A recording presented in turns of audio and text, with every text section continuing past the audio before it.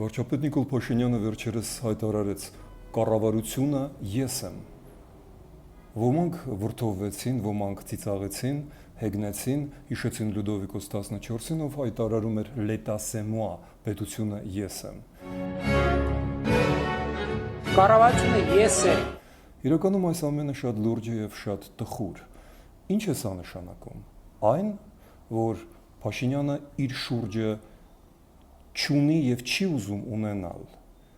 չի հանդուրժում որևէ այլ կարծիք, խորհուրդ, այլընտրանքային մոտեցում, նա իր վրա է վերցնում միանձնյա ղեկավարությունը, սա նշանակում է, որ Հայաստանում չկա գործադիր իշխանություն, իսկ եթե հիշենք, որ ժամանակին նա ասել էր, այդ որ մի դատախազը կամ դատավորը կմերժի Հայաստանի վարչապետի խնդրանքը կամ պահանջը, ել չեմ հիշում, դա նշանակում է, որ Հայաստանում չկա նաեւ դատական իշխանություն, իսկ եթե չկա դատական գործադիր եւ օրենսդիր իշխանության բաժանումը, երկիրը ավտորիտար է,